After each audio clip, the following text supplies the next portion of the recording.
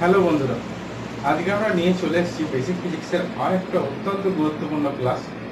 তো সেটা হচ্ছে মুক্ত বস্তুর চিত্র বা ফ্রি বডি ডায়াগ্রাম। এটা জয়েন্ট বা নিটের যারা স্টুডেন্ট, ঠিক আছে, তাদের ক্ষেত্রে খুবই অত্যন্ত গুরুত্বপূর্ণ। এবং যারা অ্যাডভান্স লেভেল দেবে জয়েন্ট বা আইআইটি জয়েন্ট দিতে চাইছে, তো তাদের ক্ষেত্রে তো খুবই ভাইটাল একটা চ্যাপ্টার। তো তাহলে স্টার্ট করা হোক। তো বেসিক্যালি দেখো, যদি আমরা কি জানি যে কোনো একটা বস্তুর উপর প্রয়োগ করা বল ইকুয়াল টু বস্তুটার মাস বা ভর ইন্টু বস্তুটার ত্বরণ।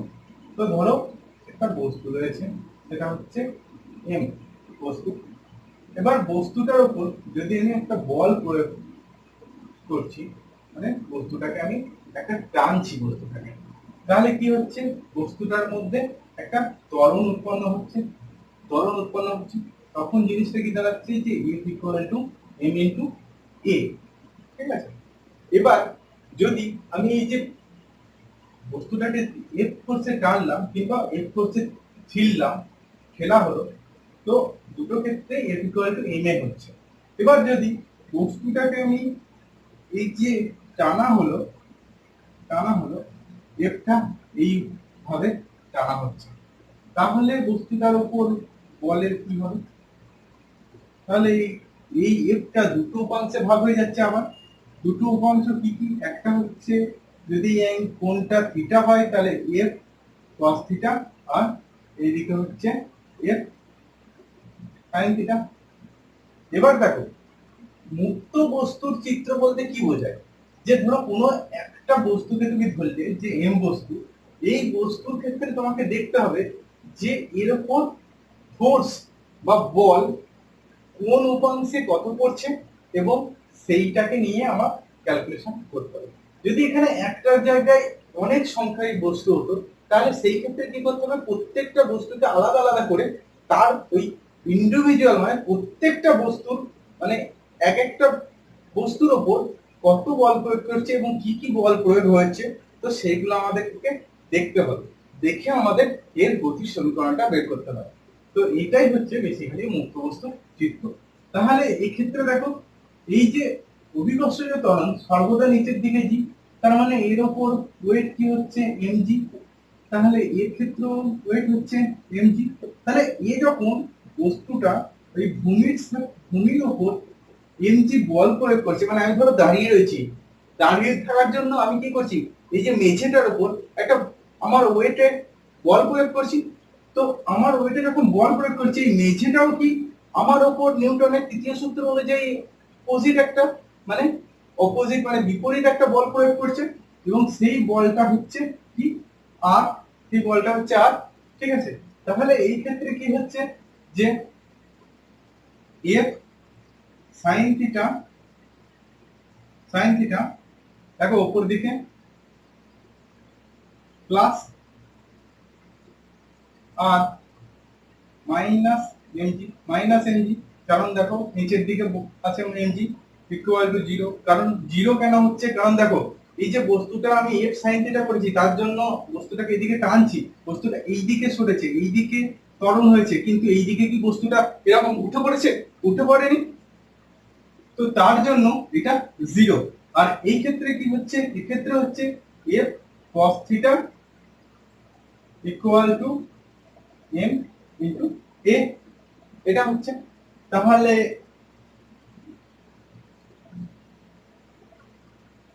এ ইকুয়াল টু কি হচ্ছে, এ ইকুয়াল টু হচ্ছে F cos theta by M, এটা হয়ে যাচ্ছে।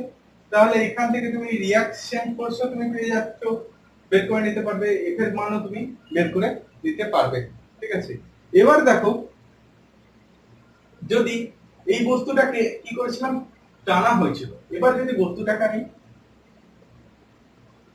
একই ভূমির ওপর অন্য আরেকটা বস্তু, সেটাও মাস ধরো এম, সেটাকে আমি কি করলাম, ঠেললাম, মানে এইরকম ভাবে বলটা প্রয়োগ করছে, তাহলে এর ওপরও বলের দুটো উপাংশ হয়ে যাচ্ছে, এইটা কি এই কোণটা থিটা, তাহলে এই দিকে ফোর্স পড়েছিল বস্তুটার উপর, তাহলে এইটা হয়ে যাচ্ছে এফ কস থিটা আর এইদিকে হচ্ছে এফ সাইন থিটা। আবার এখানেও হচ্ছে এম জি, এও রিঅ্যাকশন ফোর্স আর, তাহলে এই ক্ষেত্রে কি হচ্ছে F sine theta plus M G, কারণ আমি নিচের দিকেরটা minus R equal to zero একটা, আর এইদিকে কি বস্তুটা ফেলছিলাম তার জন্য বস্তুটার কি হচ্ছে ত্বরণ এইদিকে এ হচ্ছে, তাহলে এই ক্ষেত্রে হচ্ছে F cos theta equal to M into A, তাহলে এ ইকুয়াল টু কত বেরোচ্ছে, এ ইকুয়াল টু বেরোচ্ছে F cos theta by M. তার মানে দুটো ক্ষেত্রেই দেখো ঠেলা এবং টানা দুটোর ক্ষেত্রেই কিন্তু ত্বরণের মান কত বেরোলো, একই বেরোলো ভ্যালু। কিন্তু একটা জিনিস খেয়াল করে দেখো, যখন আমি টানছিলাম তখন এটা কি হচ্ছিল যে এফ সাইন থিটাটা এখানে কিন্তু আর মাইনাস এম জি ছিল, ঠিক আছে, আর মাইনাস এম জি। তো তার মানে কি এই ভ্যালুটা এই দুটো এর, তার মানে এখান থেকে তুমি পেয়ে যাচ্ছ F sine theta plus R equal to M G, এই একটা ভ্যালু ছিল। আর এই ক্ষেত্রে কি হচ্ছে F sine theta plus M G equal to R, তার মানে দেখো এই এর ক্ষেত্রে রিঅ্যাকশন ফোর্সটা কি বেশি, এর ক্ষেত্রে রিঅ্যাকশনটা বেশি, আর এর ক্ষেত্রে রিঅ্যাকশনের মানটা কি হচ্ছে, এর ক্ষেত্রে রিঅ্যাকশনের মানটা M G minus F sine theta, তার মানে রিঅ্যাকশনের মানটা কম। তার মানে কি এর থেকে বোঝা যাচ্ছে যে কোন একটা বস্তুকে খেলার থেকে টানা সহজ, ঠিক আছে, যেটা তোমাদের দেখবে একটা রোলারকে খেলার থেকে টানা কেন সহজ সেরকম একটা কোশ্চেন আসে পরীক্ষায়। তো এইভাবে তুমি বলতে পারবে যে এর ক্ষেত্রে রিঅ্যাকশনটা বেশি হয়ে যাচ্ছে আর এর ক্ষেত্রে রিঅ্যাকশন কম হয়ে যাচ্ছে টানতে গেলে, তাই জন্য আমাদের এই জিনিসটা আরো সহজ হচ্ছে। ওকে,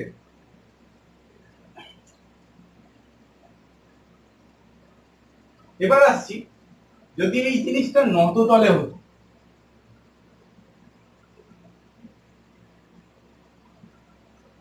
যদি এই জিনিসটা নত তলে হতো, ধরো নত তলে একটা বস্তু রয়েছে,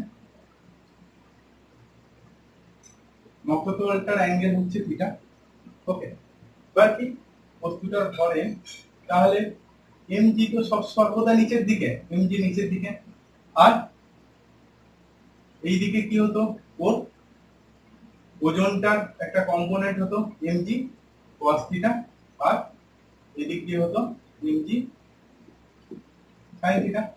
এবার ধরো বস্তুটাকে এইদিকে টানা হচ্ছে, এইদিকে টানা হচ্ছে, তাহলে বস্তুটার ত্বরণও হচ্ছে ধরো এইদিকে, মানে উপর দিকে নততল করার পর উপর দিকে টানা হচ্ছে, তাহলে সেই ক্ষেত্রে ইকুয়েশনটা কি দাঁড়াবে, তাহলে এই উপাংশ বরাবর বস্তুটার উপর প্রযুক্ত বল কত হচ্ছে সেটা আমাকে দেখতে হবে, এইটা আমার দেখার দরকার নেই। এখানে দেখো যখন নততলটার উপর এই এমজি cos থিটা দিচ্ছে, নততলটাও একটা রিঅ্যাকশন ফোর্স দেবে আর, তার মানে এখান থেকে হয়ে যাচ্ছে R minus M G cos theta equal to কত, 0, কারণ বস্তুটা লাফিয়ে পড়েনি বা লাফিয়ে উঠে পড়েনি, তাহলে আর ইকুয়াল টু কি হচ্ছে এমজি cos থিটা, এটা হয়ে গেল। এবার দেখো এই ক্ষেত্রে কি হচ্ছে ইফের জন্য ত্বরণ হচ্ছে কোন দিকে, ইফের দিকে, তার মানে স্বভাবতই বোঝা যাচ্ছে, আর নিচের দিকে কি আছে এমজি sin থিটা, তার মানে স্বভাবতই বোঝা যাচ্ছে যে এফ এর মান এমজি sin থিটার মানের থেকে বড়, তার মানে F minus M G sin theta equal to M into A, তার মানে এখান থেকে এ ইকুয়াল টু কি পেয়ে যাচ্ছে F minus M G sin theta by M, এটা পেয়ে গেলাম। এবার দেখো এই যদি এফ এর মানটা এই দিকে না হয়ে এবার এফ এর মানটা যদি আমার নিচের দিকে হতো, মানে এই দিকে এফ হতো, আমি এফ প্রাইম এইদিকে এফ হতো, তাহলে কি হতো, তাহলে এর ক্ষেত্রে ত্বরণও এইদিকে হতো, ত্বরণও এইদিকে হতো, তখন কি হতো, তখন F plus M G sine theta equal to M into A হতো, বাকি এই R minus M G cos theta এই জিনিসটা একই থাকতো, তাহলে এখান থেকে এ ইকুয়াল টু কি হচ্ছে F plus M G sine theta by A, তাহলে এই ভ্যালুটাও এই ক্ষেত্রে আমরা ত্বরণটা বের করে নিতে পারলাম। তো এতক্ষণ আমরা ছিলাম শুধুমাত্র একটা বস্তুর ক্ষেত্রে তার ত্বরণের মান কি হচ্ছে, তার উপর রিঅ্যাকশন কি হচ্ছে সেই জিনিসগুলো জানতে পারছিলাম। এবার আমি আসছি দুটো বস্তু বা দুটো থেকে তিনটে বস্তু যখন করব তখন তাদের উপর কি হচ্ছে।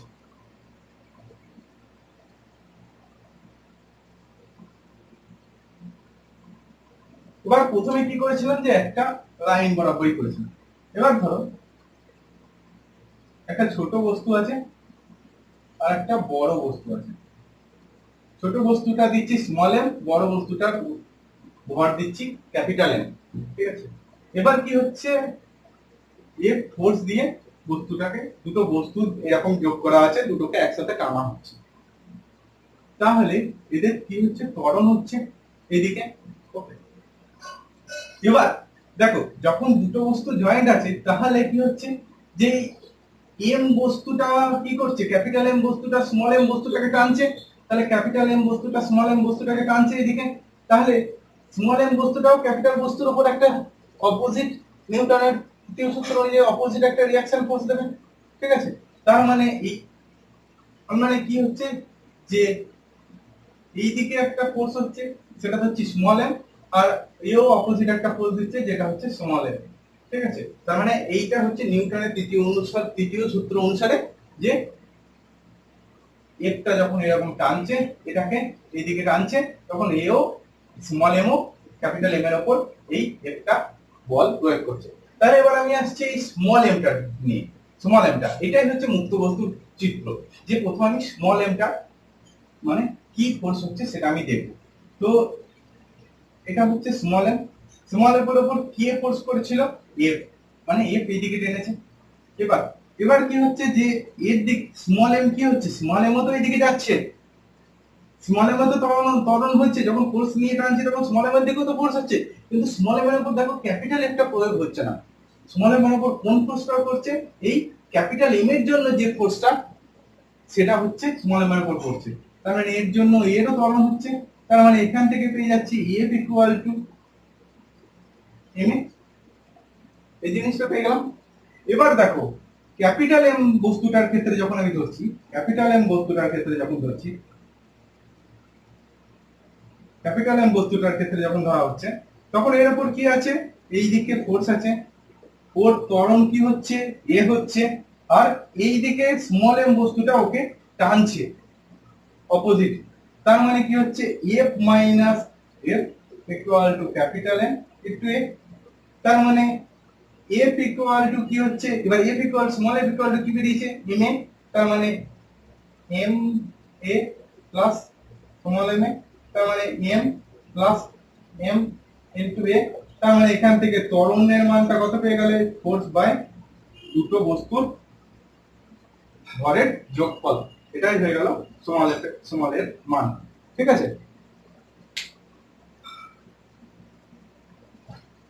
এবার যদি এটা তিনটে বস্তু হতো তাহলে এর ক্ষেত্রে কি হতো,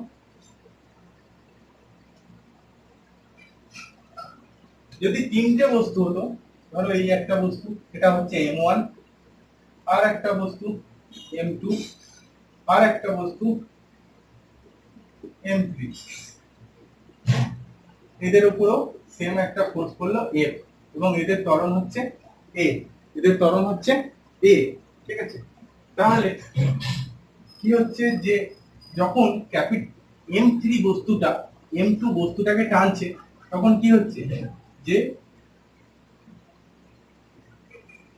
M2 বস্তুটাও একটা অপোজিট রিঅ্যাকশন ফোর্স দিচ্ছে। তার মানে এইটা আমি ধরছি F1, এইদিকেও হচ্ছে F1 নিউটনের সূত্র অনুযায়ী। আবার এইদিকেও সেম প্রসেস F2, এদিকেও হচ্ছে F2।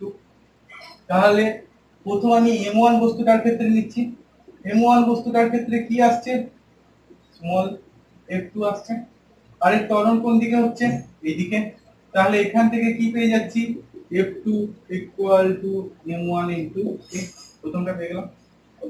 এবার দ্বিতীয় বস্তুটা যেটা হচ্ছে M2, M2 টার বস্তুটার ক্ষেত্রে এইদিকে কি আছে, F1, F1, আর এইদিকে কি আছে, F2, F2, আর এর ত্বরণ কোন দিকে হচ্ছে, এইদিকে। তার মানে ত্বরণ এইদিকে হচ্ছে, মানে F1 must be greater than of F2। তার মানে কি হচ্ছে, F1 minus F2 equal to M2 into A। তাহলে এখান থেকে F1 ইকুয়াল টু কি পাচ্ছি, M1 M2 into A plus F2 মান কত পেয়েছিল, M1 ইনটু A, তার মানে কত হচ্ছে, M2 plus M1 into A, এটা পেলাম। এবার আমি এটা থেকে এ বের করাবো, কিন্তু এটার মান আমি জানি না, তাহলে এটা থেকে আমি বের করতে পারবো না। আমি কিন্তু ক্যাপিটাল এফ এর মান জানি, তাহলে আমাকে ক্যাপিটাল এফ এর মানটাও দেখতে হবে। তাহলে এবার যে M3 বস্তুটা আছে, M3 বস্তুর উপর বল কি হচ্ছে F, বস্তুটার ত্বরণ হচ্ছে এইদিকে। ওকে, এবার এইদিকে বস্তুটার উপর বল কি হচ্ছিল F1, যেটা হচ্ছে M2 বস্তুটার জন্য। তাহলে এই ক্ষেত্রে কি হচ্ছে যে F minus F1 equal to M3 into A। তাহলে F ইকুয়াল টু কি হচ্ছে, F ইকুয়াল টু হচ্ছে M1 plus M2 plus M3 into A। তাহলে A ইকুয়াল টু কি বেরোচ্ছে, F by M1 plus M2 plus M3, মানে যে বলটা প্রয়োগ হচ্ছে ডিভাইড বাই মানে ভাগ করছি এই তিনটে বস্তুর ভরের সমষ্টি। ওকে, তাহলে এটা হয়ে গেল বস্তুটার ত্বরণের মান, এবং প্রত্যেকটা বস্তুর মধ্যবর্তী যে বলটা পড়ছে সেই বলটার মানও F1 R F2 and F1 এর মানও আমরা পেয়ে গেছি। ওকে, এবার দেখো এই যে জিনিসটা আমরা দেখলাম, এটা যদি এরকম যোগ করা না থাকতো, মানে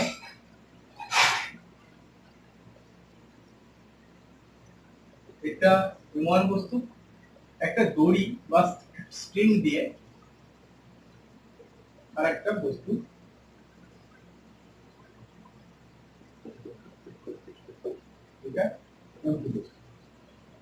এবার এর উপর ফোর্স করেছে, তাহলে এই ক্ষেত্রে কি হবে? তাহলে এই ক্ষেত্রে দেখো এই যে দড়ি যখন কি করছে M2 বস্তুটা M1 বস্তুটাকে টানছে, তার মানে এই যে দড়ির টান, এটাকে আমি কি ধরছি, দড়ির টান। আর অপোজিট নিউটনের সূত্র অনুযায়ী অপোজিট ভাবে M2 বস্তুটাকেও M1 বস্তুটা টানছে কি, আর ত্বরণ কোন দিকে হচ্ছে এই দিকে। তাহলে এখানে দেখো M1 বস্তুটার ক্ষেত্রে কি হচ্ছে, এরও ত্বরণ হচ্ছে তো এইদিকে, তার মানে T equal to M1 into A, এক নম্বর। আর এই বস্তুটার ক্ষেত্রে কি হচ্ছে, F মাইনাস T, T এইদিকে রেখে টানছিল, ঠিক আছে, F minus T equal to M2 into A। তার মানে F equal to M1 plus M2 into A, তার মানে A equal to force by ওই দুজনার ভরের সমষ্টি, দুটো বস্তু বেরিয়ে গেল। তাহলে এইরকম ভাবে তিনটে বস্তুর ক্ষেত্রেও তোমরা বের করতে পারবে। এবার দেখো এই যে দুটো বস্তু যোগ করা ছিল,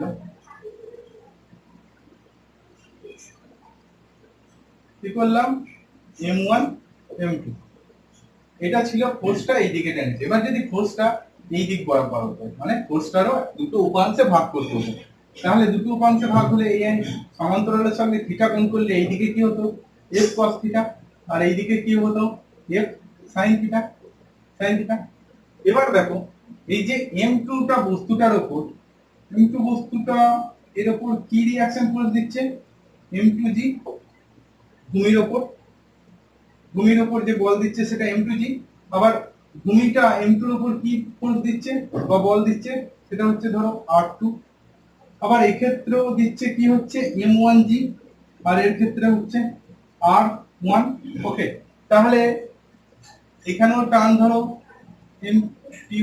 M1 বস্তুটার জন্য M2 এর উপর T, আবার M2 বস্তুটা টানছে T। তাহলে এখানেও কি হচ্ছে দেখো R1 ইকুয়াল টু M1G একটা, আর এখানে আবার T ইকুয়াল টু কি হচ্ছে M1 ইনটু A, কারণ এইদিকে ত্বরণ হচ্ছিল এইদিকে, তার মানে পুরো সিস্টেমটাই তো ওই ত্বরণে যাচ্ছে, ঠিক আছে। তাহলে এবার এই বস্তুটার ক্ষেত্রে দেখো, এই বস্তুটার ক্ষেত্রে কি হচ্ছে যে F sin theta plus R2 minus M2G equal to 0। ওকে, এইটা কন্ডিশন বেরোচ্ছে এদিক বরাবর, কারণ F sin থিটার উপাংশ উপর দিকে, R2 উপর দিকে, M2G নিচের দিকে, তার মানে এখান থেকে R2 এর মান কি বেরোচ্ছে, R2 এর মান বেরোচ্ছে M2G minus F sin theta, এটা বেরোচ্ছে।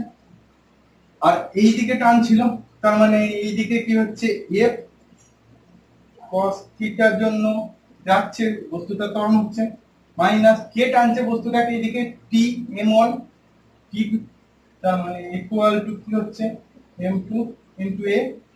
তাহলে এবার f cos theta equal to t equal to কি বেরিয়েছে, t equal to m1 into a বেরিয়েছে। তাহলে এটা হচ্ছে m1 plus m2 into a। তাহলে a ইকুয়াল টু কি বেরোচ্ছে, f equal a equal to বেরোচ্ছে f cos theta by m1 plus m2। ঠিক আছে, তাহলে এইভাবে প্রত্যেকটা আমরা মুক্ত বস্তুর চিত্র আমরা একে একে অঙ্কগুলো করব। তো আশা করি তোমাদের ভিডিওটা ভালো লেগে থাকবে। ভালো লেগে থাকলে অবশ্যই লাইক এবং শেয়ার এবং আমার চ্যানেলটাকে সাবস্ক্রাইব করতে ভুলবে না। তো পরবর্তী ক্লাসে আমরা এবার দেখব পুলি ক্ষেত্রে কি হচ্ছে। তো সেই মুক্ত বস্তুর চিত্র পার্ট 2 নিয়ে আমরা আবার আসছি। ততক্ষণের জন্য থ্যাংক ইউ।